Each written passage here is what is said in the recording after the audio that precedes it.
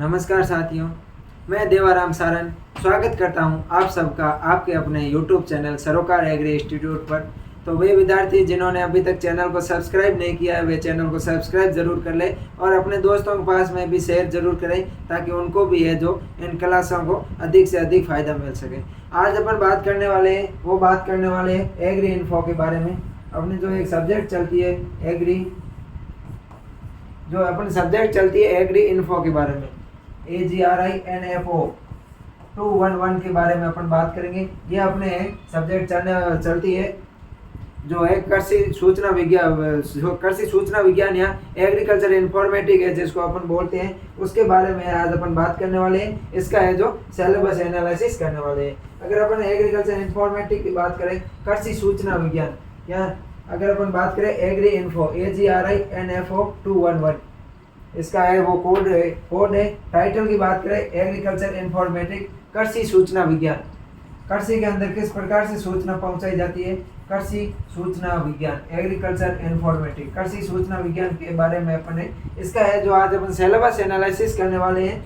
इसके अगर अपन बात करें कितने क्रेडिट की सब्जेक्ट है, तो ये 2 क्रेडिट की सब्जेक्ट है। 1 क्रेडिट का थ्योरी है और 1 क्रेडिट का प्रैक्टिकल है, तो इसको है जो पढ़ना है। अपन बात करें अगर एग्रीकल्चर इन्फॉर्मेटिक की कृषि सूचना विज्ञान की, कि इसमें कुल कितने टॉपिक है, कौन कौन से टॉपिक पढ़ने हैं, किस प्रकार से पढ़ने हैं। तो कुल टॉपिक की बात करें तो इसमें कुल 16 टॉपिक है। कितने हैं?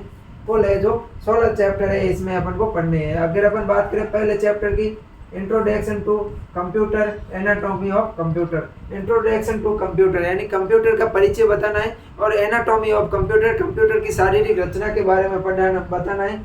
कंप्यूटर का जो निर्माण होता है, कौन कौन से उसके अंदर आउटपुट यंत्र होते हैं, कौन कौन से इनपुट यंत्र होते हैं, उन यंत्रों के बारे में अपन को है अध्ययन करना है। और इसके सामान्य कंप्यूटर के कौन कौन से भाग होते हैं, जैसे मॉनिटर है, CPU है, कीबोर्ड है, माउस है, इन सब के बारे में अपन को पढ़ना है। उसके अलावा memory concepts, units of memory, operating system, type of operating system. Memory concept यानी मेमोरी अवधारणा पढ़नी है। मेमोरी कितने प्रकार की होती है, मेमोरी की इकाइयाँ देखनी है। यूनिट्स ऑफ मेमोरी की इकाइयाँ देखनी है। कितने प्रकार की मेमोरी होती है, रीड ओनली मेमोरी क्या होती है, RAM मेमोरी क्या होती है। उसके अलावा बात करें तो अपना है ऑपरेटिंग सिस्टम के बारे में पढ़ना है। कंप्यूटर का जो ऑपरेटिंग सिस्टम है वो किस प्रकार से है उसके बारे में पढ़ना है। और टाइप्स ऑफ ऑपरेटिंग सिस्टम के प्रकारों के बारे में पढ़ना है। आउटपुट, इनपुट, इन सब के बारे में अपन को पढ़ना है। Applications of MS Office for creating, editing and formatting a document, data presentation. Application of MS Office, अपन को MS Office के बारे में पढ़ना है।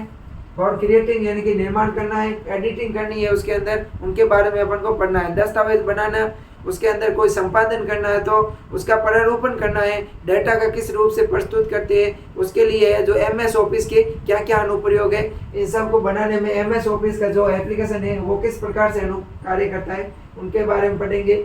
अगला है tabulation and graph creation, statical analysis, tabulation and graph creation, statical analysis, mathematical experience, database, concept and types के बारे में है जो अपन को पढ़ना है।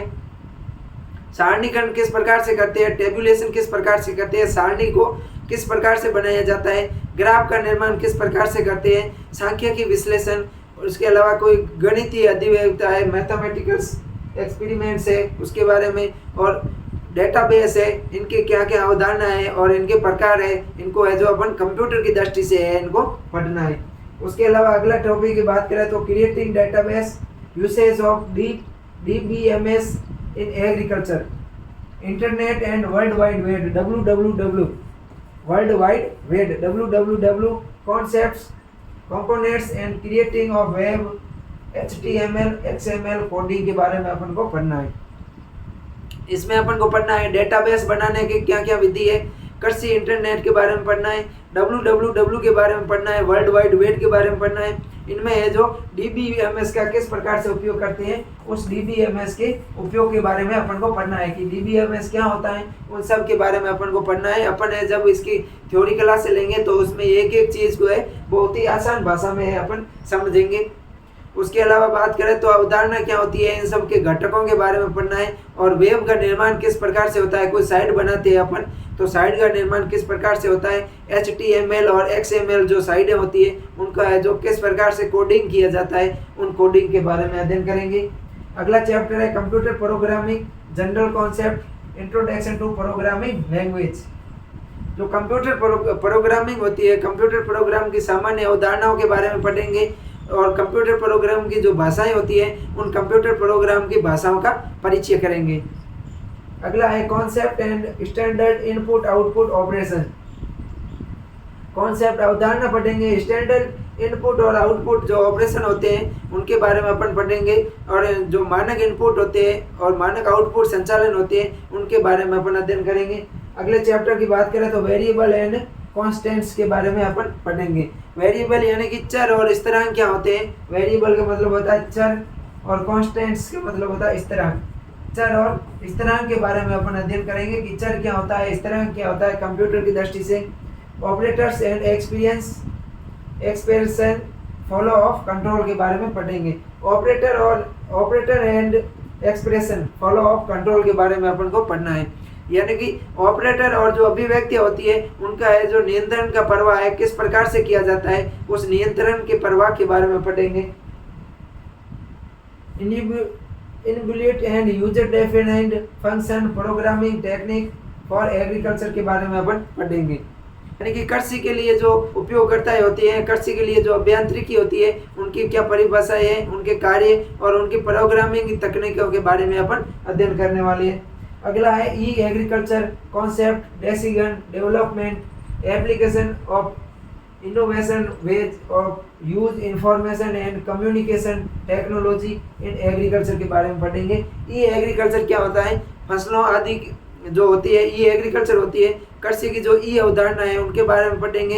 ई एग्रीकल्चर का किस प्रकार से डिजाइन किया जाता है, उनका किस प्रकार से विकास किया जाता है, कृषि में सूचना और संचार प्रौद्योगिकी है उसका क्या योगदान है, कृषि में सूचना और संचार प्रौद्योगिकी का क्या उपयोग है, उनके बारे में है जो अपन को पढ़ना है। और इनके अंदर नवीनीकरण की कौन कौन सी विधियां हैं उन सब के बारे में अपन को पढ़ना है।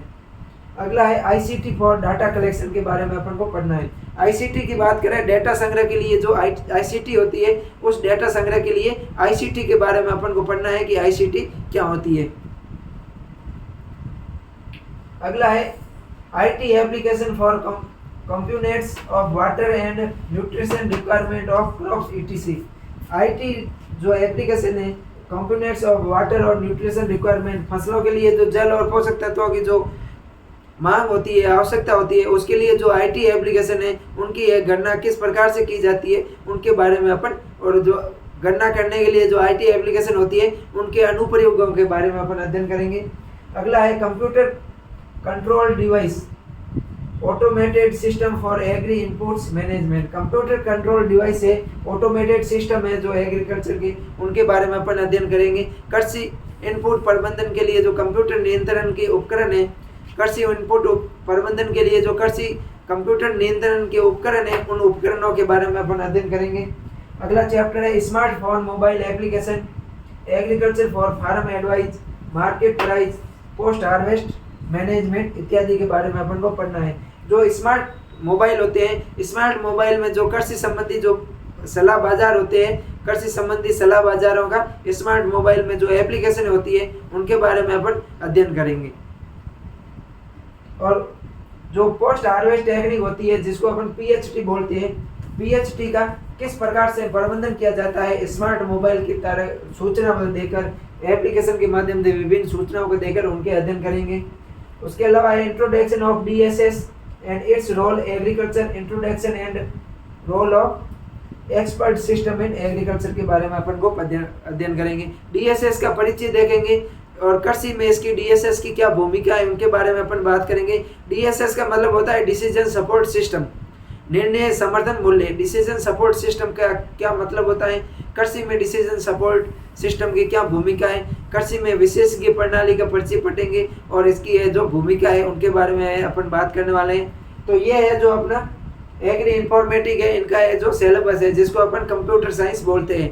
कृषि सूचना विज्ञान का अपना सिलेबस है जो आज अपन ने एनालिसिस किया है। नेक्स्ट क्लास में है जो इसकी अपन थ्योरी क्लास है वो लेके आएंगे। मुझे आशा है कि जो आज अपन ने सिलेबस एनालिसिस किया है ये आपको समझ में आ गया होगा। तो डेली है जो रूटीन रख के है जो पढ़ाई शुरू कर दीजिए। अब जो थ्योरी के एग्ज़ाम है वो बहुत ही नज़दीक आने वाले हैं, लगभग नवंबर एंडिंग और दिसंबर की शुरुआत में एग्ज़ाम होने वाले हैं। तो तैयारी को आज से ही अपने है जो शुरू कर देना है और बहुत ही शानदार तरीके से तैयारी करनी है। आपके लिए साथ में सरोकार हमेशा है जो आपकी तैयारी में चार चांद लगाने के लिए हमेशा है। थ्योरी क्लासेज, नोट्स, PDF वगैरह लेकर आता रहेगा। तो मिलते हैं नेक्स्ट क्लास में, तब तक के लिए थैंक यू, धन्यवाद।